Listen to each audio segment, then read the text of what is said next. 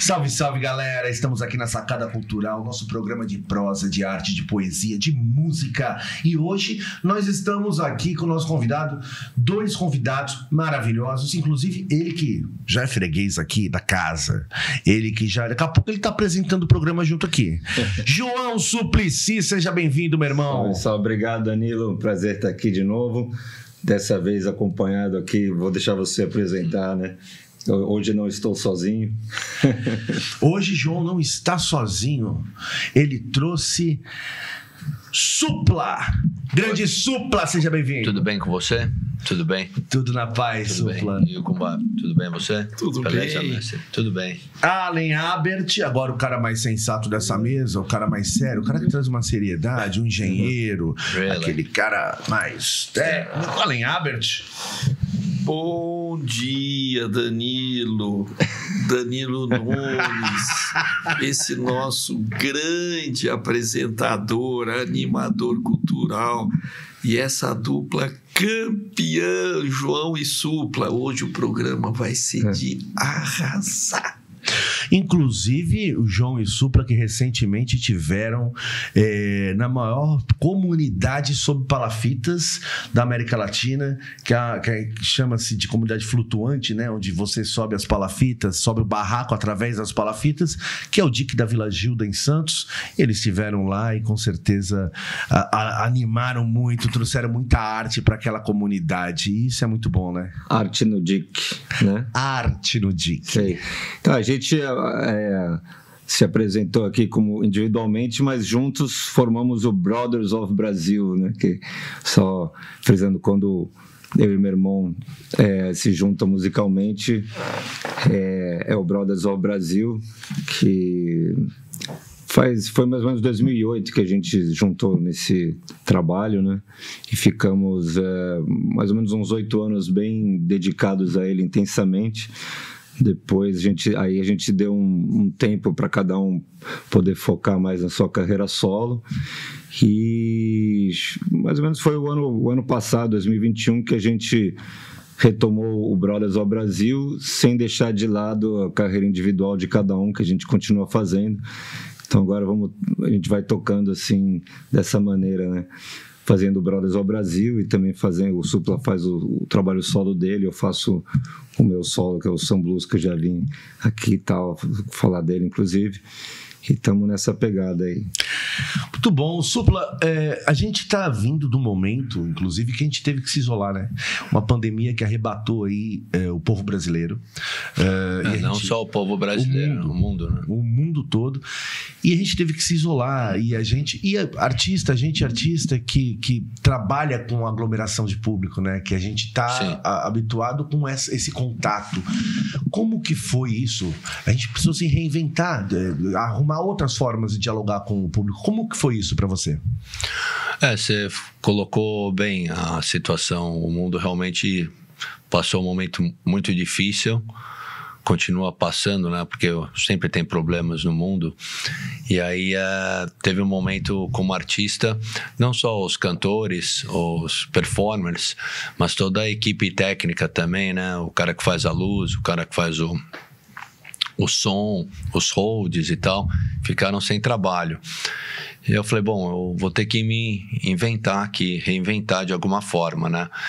Se você for pensar, por um lado, é muito ruim o que aconteceu. Por outro lado, muitas pessoas se colocaram na posição de ter que se reinventar mesmo, fazer outra coisa. Então teve até um lado bom nesse sentido. Não dá para comparar, porque muitas pessoas perderam seus parentes, né, os familiares e tal, né?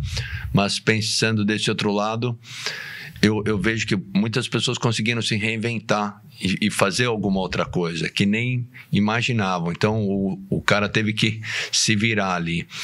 No meu caso, por exemplo, quando começou, eu pensei em fazer... como você está entrevistando aqui a gente, eu comecei a fazer várias entrevistas. Eu tenho um estúdio em casa, e aí dentro dessas entrevistas que foram sendo feitas, por acaso eu estava preparando para lançar um álbum que já estava meio praticamente gravado, um álbum meu que se chama Supla Ego, e tinha uma canção que se chamava Kung Fu On You. E eu fui fazer o clipe em Cubatão, porque eu sempre gostei daquela... Acho que são das fábricas que se chamam ali daqueles fogos saindo. É meio... Tipo, sei lá, parece meio Blade Runner, assim, acho muito bacana. E aí, eu tinha uma parceira minha que fez a música comigo, ela fazia uns movimentos de Kung Fu, assim, até antes do TikTok mesmo de surgir.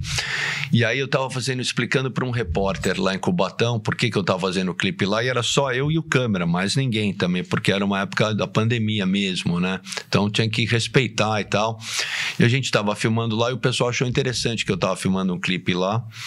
E aí, dentro desses movimentos, eu fiz em cima do repórter Kung Fu On You, assim, um movimento, e aquilo viralizou, foi top Twitter no Brasil.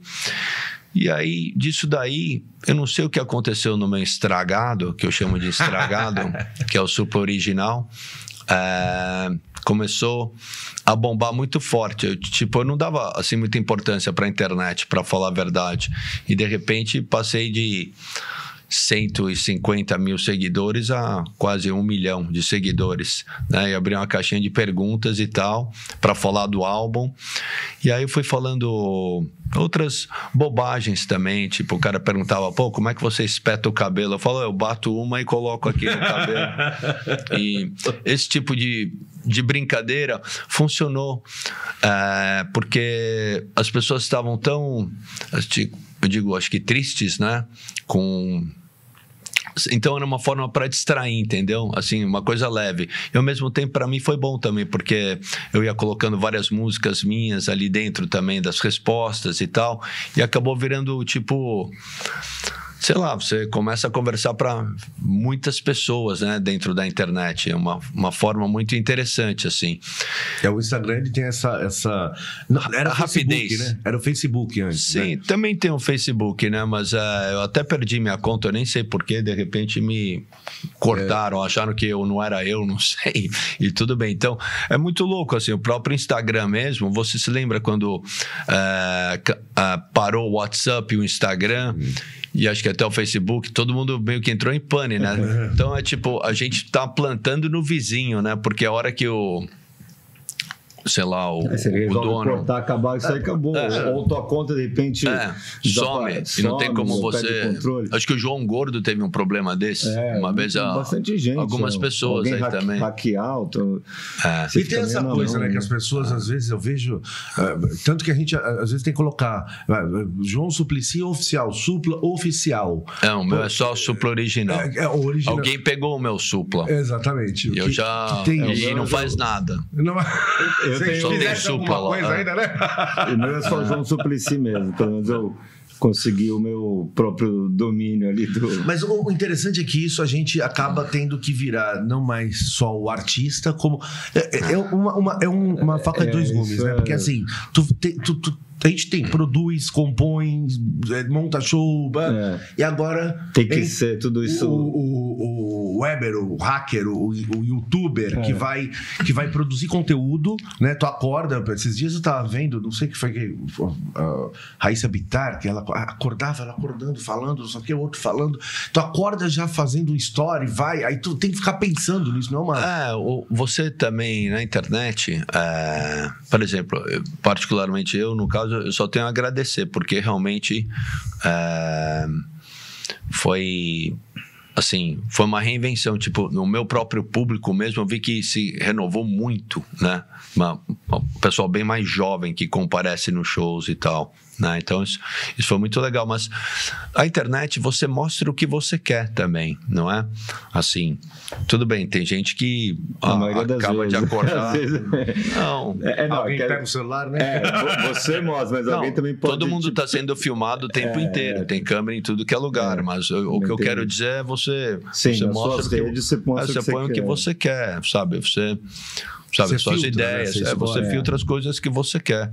Então, tudo bem. Eu acho que isso é uma máquina, é uma ferramenta muito boa para você é bem democrática para você divulgar as coisas que você acredita, né, suas músicas, ou seja lá o que você esteja fazendo, né? E também eu acho que a gente tem que tomar cuidado um pouco também, porque muita gente fica só o dia inteiro realmente no celular, e acho que cria uma ansiedade muito grande para pessoas jovens, para pessoas velhas também, porque uau, olha, essa pessoa está fazendo isso ou aquilo, entendeu? Parece Sim. que é um mar de rosas, Sim. que é tudo uma beleza, a vida e tal, e a gente sabe que não é assim, né? Qualquer vida tem seus altos e baixos e tal. Então, cria muita ansiedade, eu acho, nas pessoas. O Allen Ambert é um youtuber. Ele acorda, de manhã ele acorda já dando bom dia. Descabelado, com os olhos com sono. Não é, Allen? E você vê essa escravidão, eu chamaria de servidão das telas, né? Quer dizer, não dá. A gente... nós precisamos tentar levar as pessoas a elas se aproximarem mais do real e não só do virtual. O virtual, ele turbina o real, estamos de acordo, não é? Mas se você não estimula as pessoas a ocuparem as ruas, não é? A sentirem o verde, a sentirem o ar, a água, a natureza, não é? Ou seja, é aquilo que a gente chama de bem viver, que é um conceito, né? É um conceito importante, não é? Quer dizer, uma cidade do bem viver, não é? Uma cidade que respeita a natureza das coisas, e o homem está incluído. O homem não é a mulher, o homem não é o centro, não é? Elas têm que saber disso. Então, para isso, eu tenho que sair das telas, não é? Quer dizer, eu tenho que parar essa servidão, não é?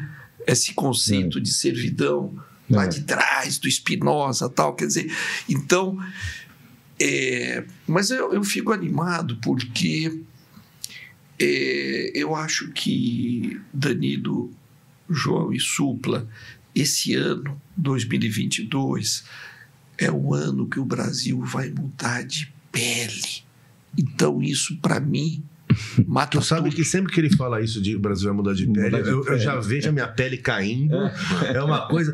Agora, esse negócio da internet é muito interessante, porque isso é muito bom, né? Tem essa coisa da servidão, mas ele também tem a possibilidade. E tem a invasão. As pessoas querem ver a vida dos outros.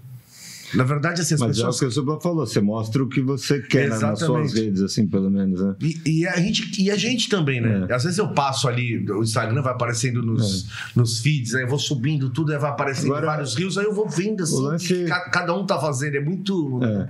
Não, o lance é que hoje em dia, se você não tá na internet como um artista, assim, você praticamente não existe, então isso é muito complicado. Então, quando a pessoa não tem muito... essa vocação para estar ali como um blogueirinho, né? Aí acaba ficando... Mas não precisa nem ser artista para qualquer tipo de negócio ou comunicação. Mas muitos trabalhos você não precisa estar ali, né? Um advogado, um médico não precisa estar ali no Instagram, né? Sim. Talvez você precise para você fazer uma propaganda, falar, eu sou um bom advogado, me contrate. Ou eu sou um bom médico, você precisa fazer a propaganda na internet. Casos, porque eu, por exemplo, faço propaganda assim, eu dou palestra de autoajuda, né? Então eu falo assim, eu vou mudar a sua vida. Cara, mas já viu isso? Tem essa coisa também. Agora, mas até dentista, minha dentista do dia tava falando, não, eu preciso também. Agora, cara, até o dentista precisa. Não, é um negócio como qualquer outro. Não, tirou aquela coisa do cartãozinho que se dava de profissão. Isso aí tirou. Tem aqueles cartão agora que tu aproxima do celular, já aparece tudo. Porque a vida está no celular hoje em dia. Você faz pagamentos no celular, é tudo, né? Tem isso aí. Tem um monte de coisa que você faz no celular. Então, é uma ferramenta que, como você Mas eu estava acho que falando, é tem importante vários pontos saber a positivos, divisão. sim, sendo. Eu acho que democratizou, certamente, assim.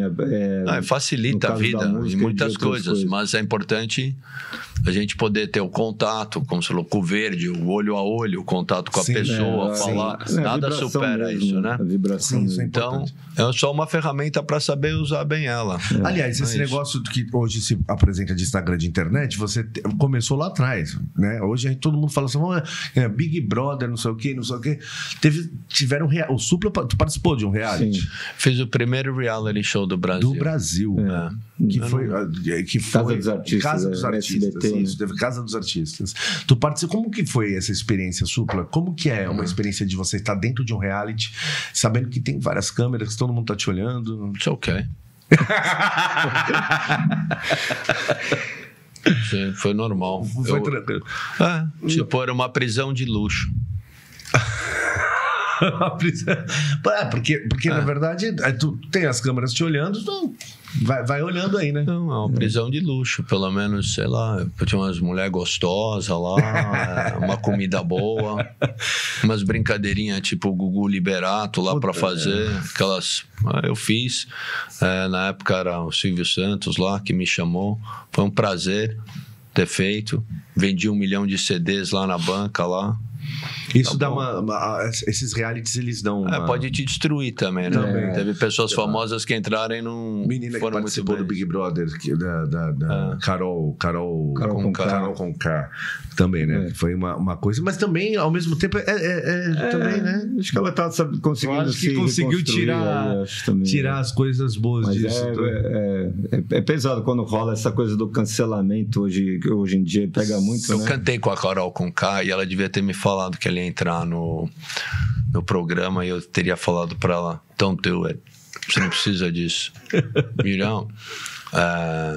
Hoje as pessoas, eu entendo porque as pessoas querem entrar, porque você, de repente, você nunca teve nada e você pode sair, tipo... sei lá, você ganha aquela Juliette lá, você ganha uma projeção. Você ganha uma projeção fantástica, entendeu?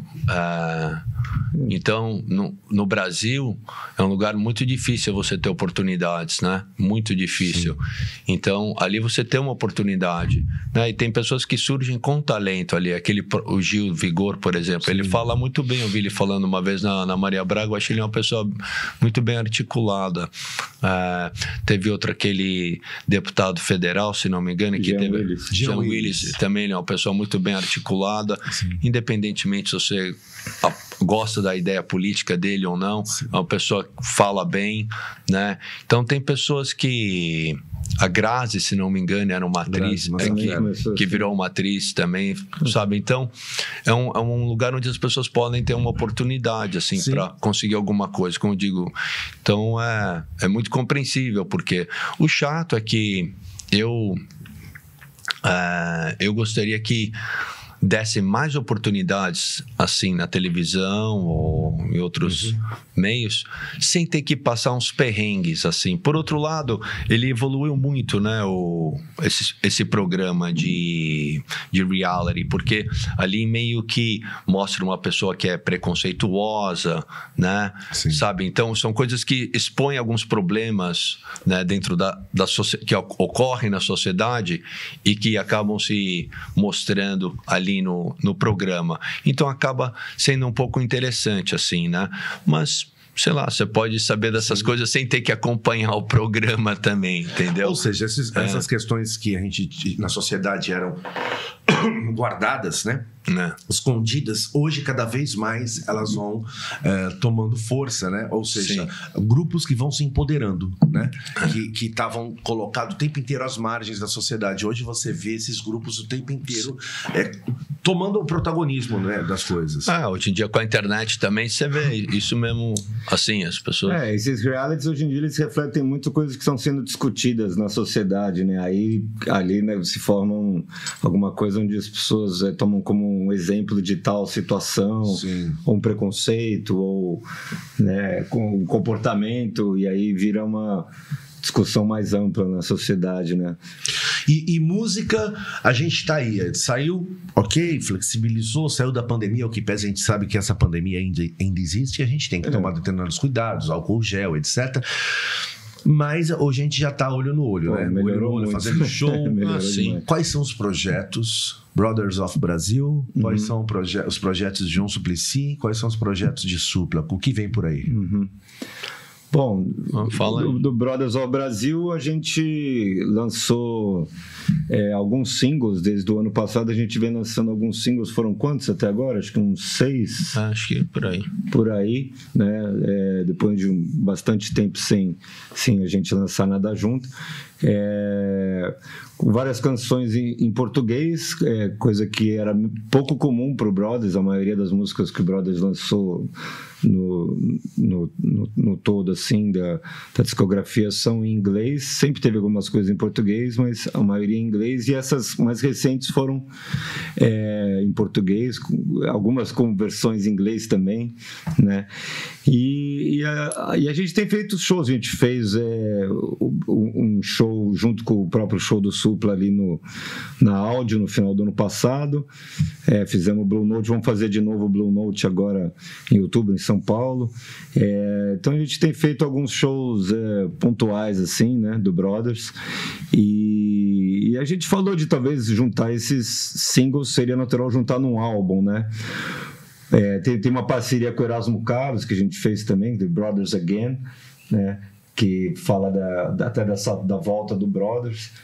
E então acho que é meio isso do Brothers, né? O que você diria mais do Brothers ao Brasil? Não, é isso. A gente voltou a fazer uns shows, gravar essas músicas. É isso mesmo. E do solo do Supla, acho que ele pode falar e depois eu falo do meu. Não, pode falar, você. Bom, você sabe já que eu tenho lançado o Some Blues. Saiu um EP volume 1, volume 2, né, com 6 músicas, 5 músicas. Tô vindo agora de 25 com mais um double single, e aí finalmente vai sair depois o álbum inteiro. São blues que devem ter 16 músicas. Então tenho feito, esse é o show que eu tô rodando bastante. Fiz aqui em Santos recentemente o Santos Jazz Festival, né? E tenho feito bastante por aí. Já tem um próximo projeto também encaminhado, mas acho que ainda não precisa ser, pode ser guardado para quando for. Guarda que por enquanto eu tô, né, com foco no Some Blues e também o Brothers ao Brasil. Então acho que por enquanto isso tá bom. Eu tenho um bloco de carnaval, tem um show com uma big band que às vezes acontece, mas é isso aí. Ainda tem bastante coisa aí para um bom tempo de trabalho no Some Blues. Supla, sim. Como são os projetos? Como estão os projetos? O que vem de novo aí? Bom, continuo. Quando eu lancei o meu álbum Supla Ego, acho que é o meu 18º álbum, e aí tô fazendo turnê pelo Brasil todo, né? Tocando pelo Brasil desde o sul ao norte, desde Maceió, a Roraima, a Brasília, a Curitiba, e eu tenho uma banda que chama Supla e os Punks de Boutique. E a gente os shows estão sempre cheios, com essa renovação de público, né? Muito, muito bacana, assim, estou bem contente. Então, já estou trabalhando também pro novo álbum que vai sair. Não tem um nome ainda, né? Mas é isso. E os irmãos, sabe que eu olho assim, vocês, e eu falo assim, cara, quando eu era mais novo, eu não vou falar assim, eu vejo o Supla desde criança. Eu tô acabado, tô com barba, me envelhece mais. O Supla tá mais novo que eu tô.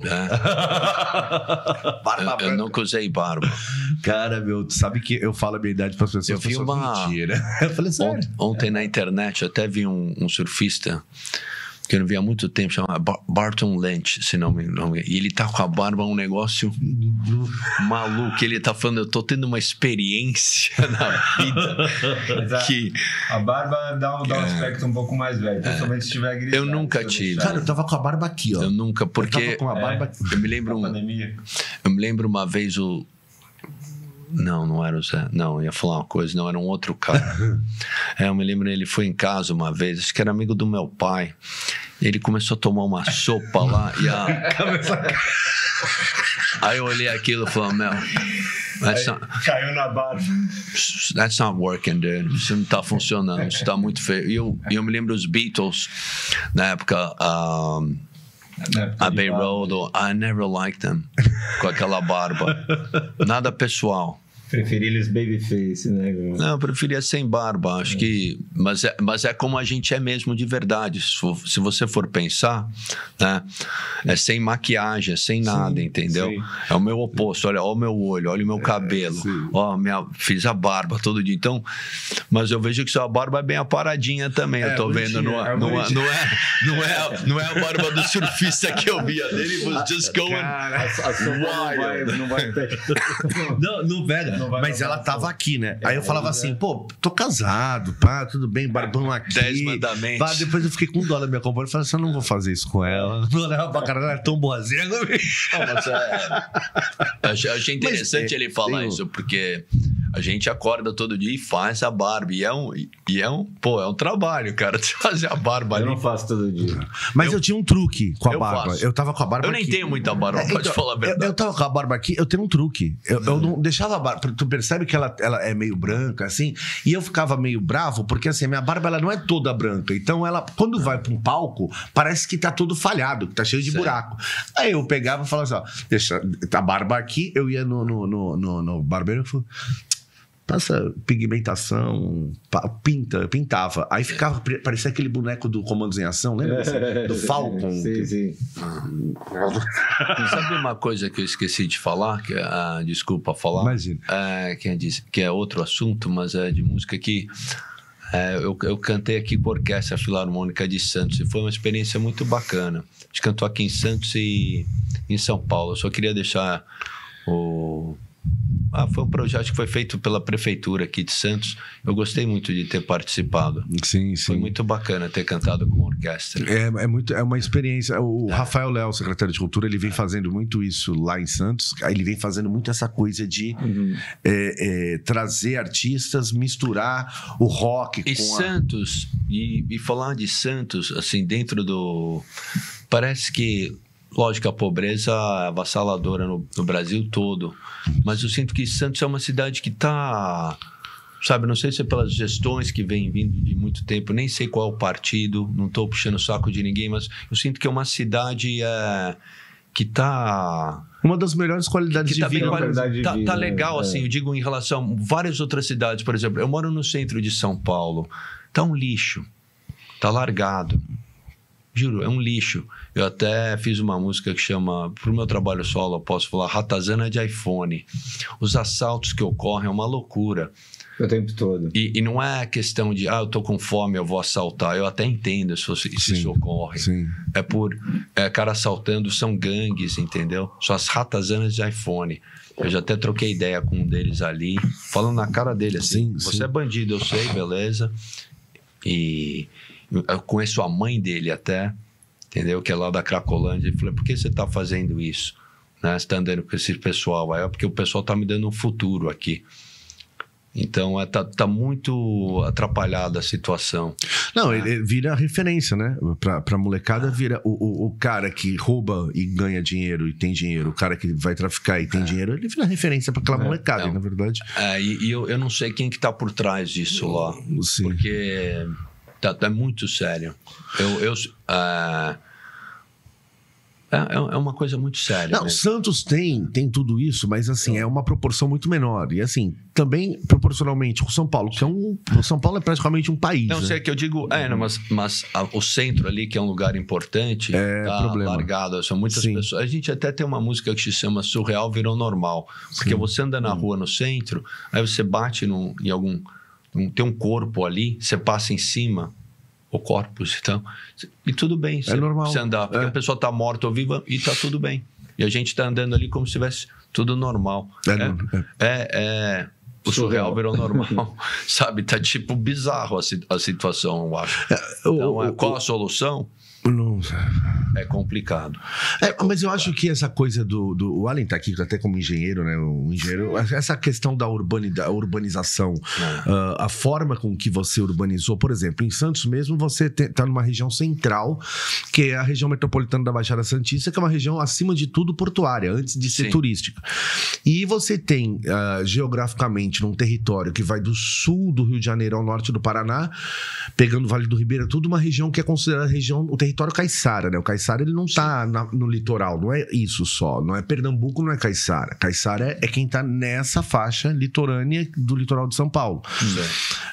E você teve uma série de desapropriação de terras, tanto que você mantém alguns resquícios ainda no litoral, talvez de Peruíbe para lá e de Bertioga para lá, ainda alguns resquícios de culturas de pescador, de cultura caiçara, disso e daquilo.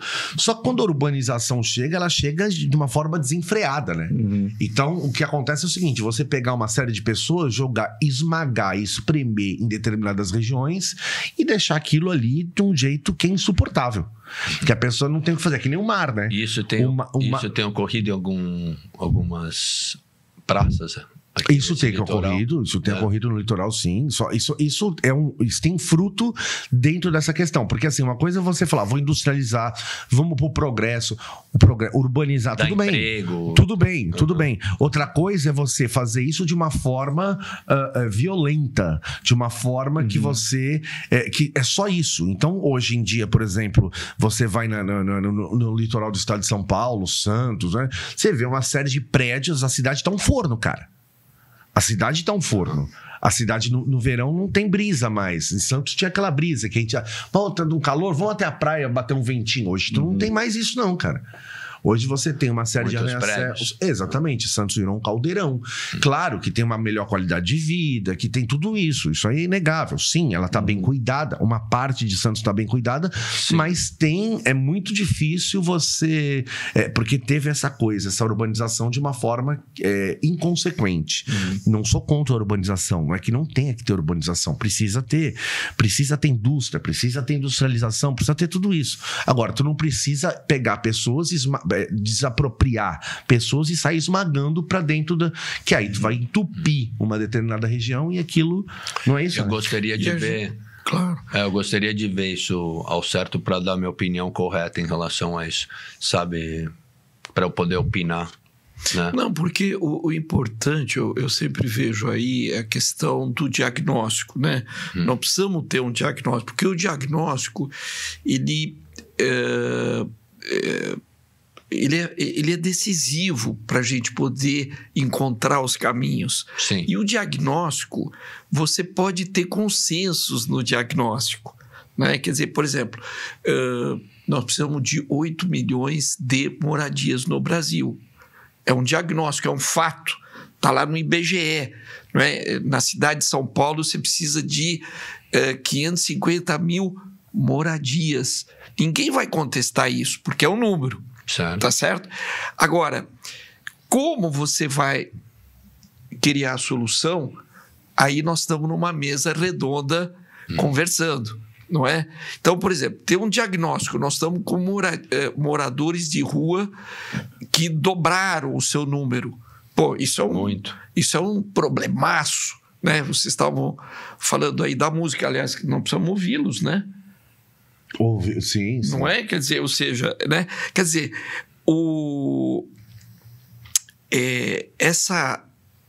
não podemos naturalizar, nós precisamos, obviamente, nos indignar, não aceitar que as nossas cidades não sejam cidades preparadas para a juventude, ou seja, o jovem, a criança não pode ficar sem escola. Então, nós não podemos abrir mão disso. Toda criança tem que estar na escola, não pode estar na rua, não pode estar no farol, seja em qualquer cidade, porque esse é o nosso passaporte do futuro ou não? Tá certo? Sim. Quer dizer, se nós estamos aqui é porque nós tivemos escola. Pô, e por que não pode ter essa... Então, essa visão de que as cidades podem e devem melhorar, a gente tem todas as condições, apesar de toda essa herança que a gente, vamos assim, recebeu, não é? As nossas gerações têm que ter uma missão de entregar cidades melhores do que aquela que nós recebemos. E isso, se você junta a moçada... São Paulo não está assim. Não, São Paulo não está assim. Se você junta numa mesa redonda, estabelece o diagnóstico, aí você vai elencar soluções. Dentro dessas soluções, 2/3 vão estar de consenso, não é? E 1/3 não. Mas os 2/3, vamos trabalhar pelos 2/3, porque os 2/3 nos unem e já trabalham para a gente ir atrás. Agora, e outra coisa é que São Paulo tem uma interferência, uma influência também, o estado todo, né? Mas a capital, né?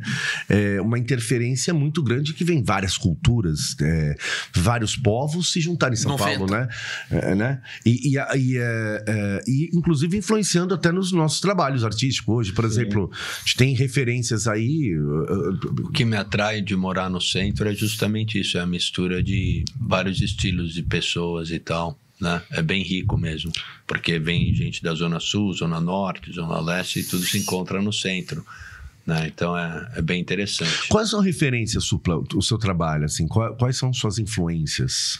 Musicais?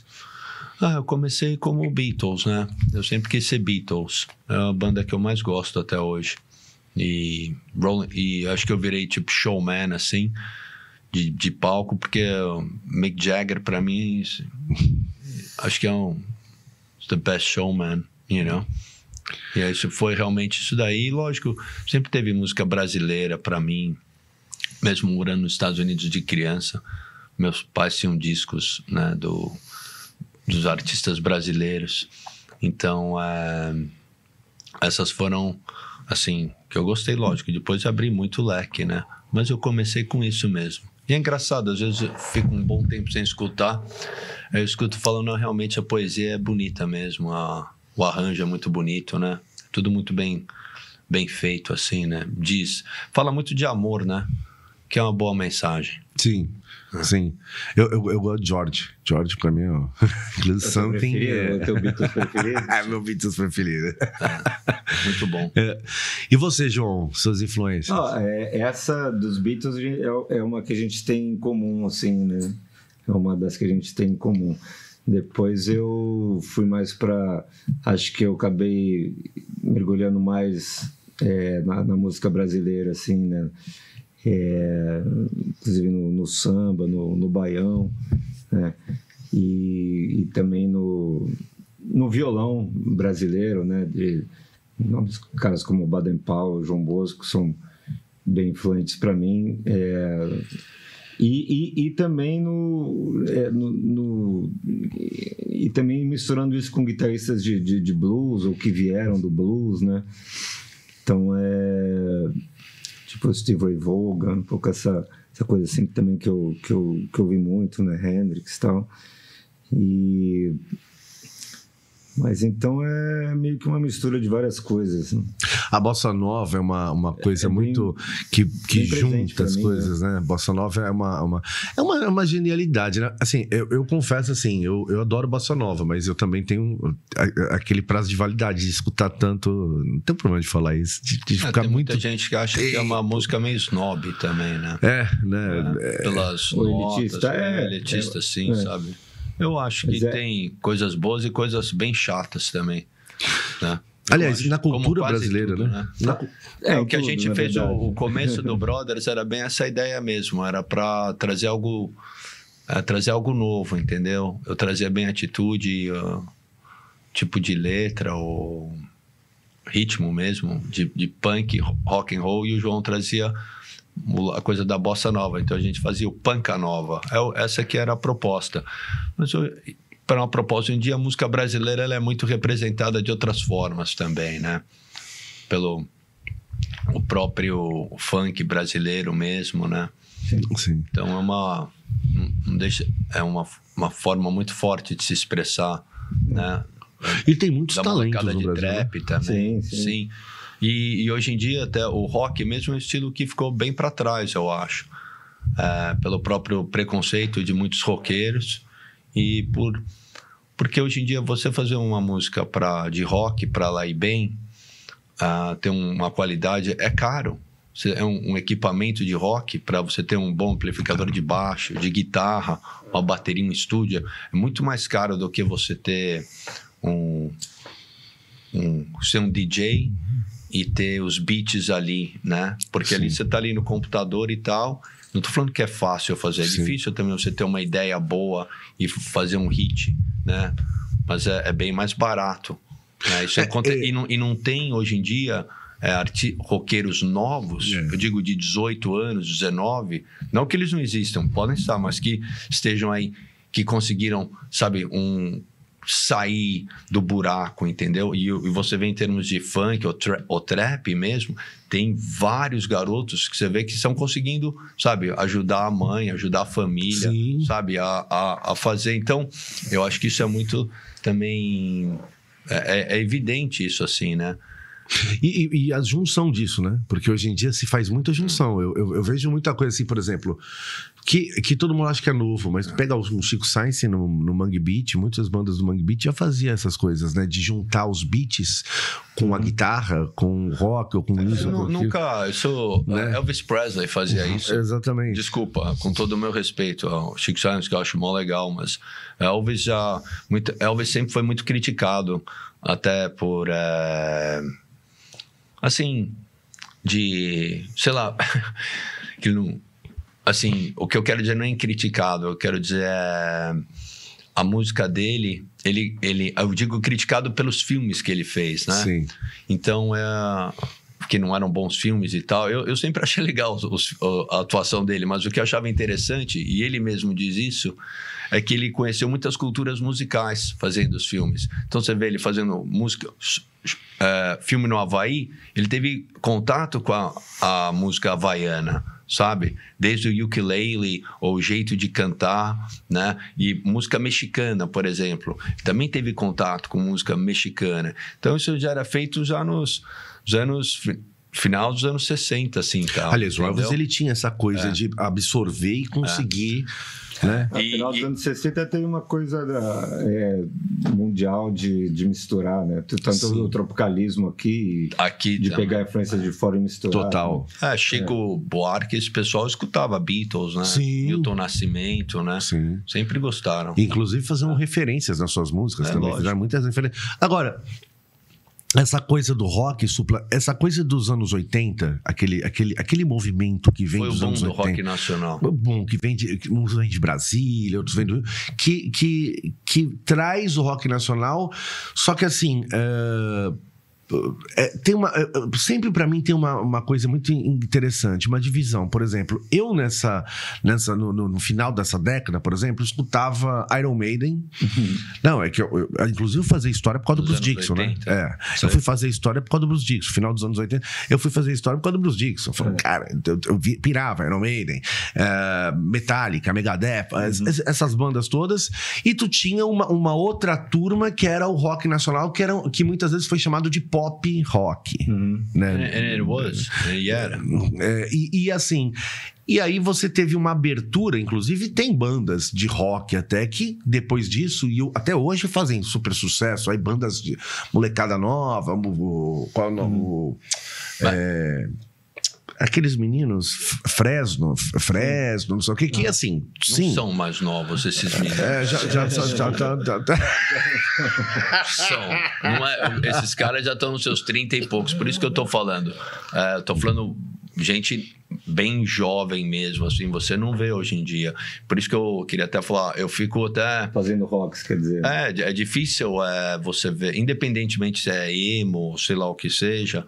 é muito difícil hoje para um garoto novo ele Furar a bolha. Ele furar a bolha vindo fazendo rock. É que o Chorão mesmo, ele para sair daqui, ele falou: não, vou ter que ir. Tocava no Torto, onde todos nós tocávamos, tudo. Pegou o negócio debaixo do braço, ficou na porta da MTV na época, batendo lá, não sei o quê. Sim, mas essa época ainda o rock ainda era. Você não tinha você não tinha toda essa força que tinha o rap hoje em dia, ou o trap. Mas se você olhar o rock como atitude e não simplesmente uma guitarra, assim, isso aí tá no rap, tá no funk. Todos gostam. Eu fui num festival chamado Cena, eu achei muito interessante.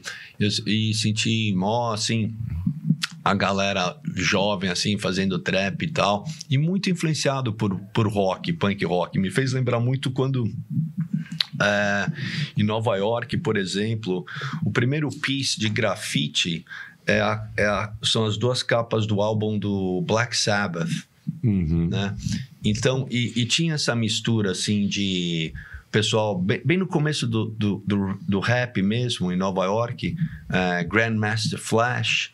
Ele tinha essa influência das gangues de moto em Nova York, entendeu? Então você via o pessoal do rap andando com jaqueta de couro e corrente, que eram elementos de garotos brancos, ou até diria assim, que andavam de moto e tal. Então tinha essa mistura meio urbanoide, assim, se falando, né? Eu acho que vai tudo se misturando mesmo. Que já veio, inclusive, deixar até um abraço aqui para ele, que participou do meu primeiro disco.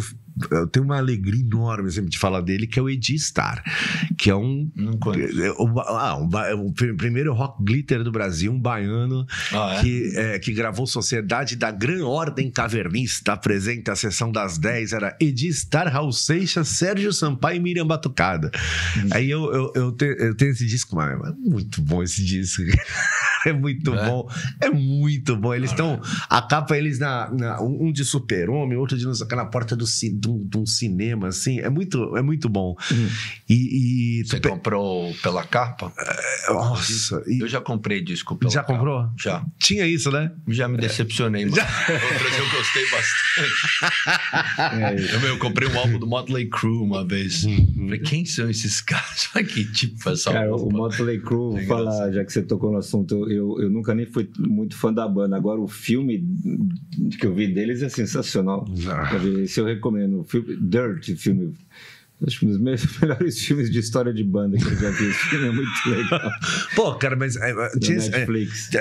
Tá no Netflix, né? Agora, pô, hoje em dia é outra coisa, né? Negócio de filme, tu assiste tudo. E essa época aí dos discos, o João e Supla, muita gente comprou disco pela capa, né? Também, assim, era uma arte. Também, era uma arte até à parte. livro, né? Mas às vezes dá sorte, né? Não sabe. Esses dias eu vi uma pessoa mostrando assim, ó, esses são os discos que eu fiz nos anos 80. Era meu sonho. Eu nunca produzi um disco porque era super caro, mas eu fiz todas as capas dos meus discos. Então eu tenho uma discografia, ó, cara, eu tenho uma discografia só de capas. Dele. É o músico que ele falou assim, ó, eu fiz capas dos meus discos que não saiu. Que nunca gravou. Lembra nas lojas assim, na Hi-Fi tinha uma cabininha, né? Que você entrava na loja, você via a capa do disco que você gostava, aí você podia ir na cabininha e ouvir. Eu vi. Aí você podia ir lá e ouvir o disco que você ouviu um pouco, tal, ver se você gostava pra comprar. Não, foi assim que eu comecei com o Iron. Londres é na Rough Trade. Eu mesmo, assim, eu compro música assim também. Fora lendo algumas coisas, mas assim, se estiver em Londres e tal, eu não compro de você ir lá e música, escutar. Eu ainda compro. Esse ano tive esse privilégio de estar lá e eu comprei. Você comprou o vinil?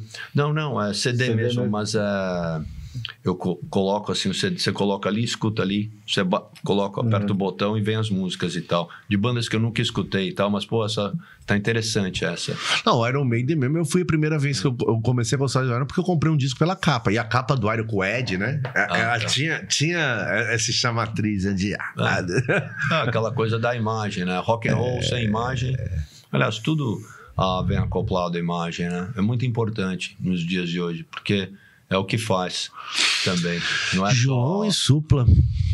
2 irmãos, rock and roll, bossa nova, blues, é um conjunto, uma miscelânea de influências e de arte e de música, né? É isso aí. cada um em si já é uma mistura de coisas. Aí quando junta os dois, fica ao quadrado.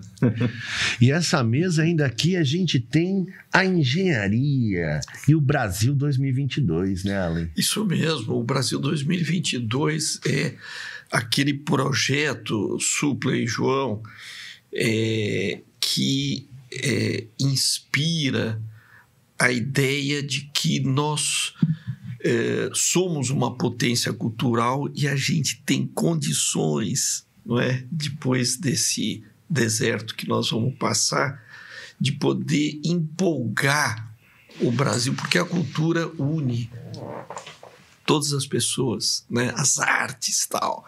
Então, e o Brasil está juntando uma energia que vai explodir do ponto de vista cultural.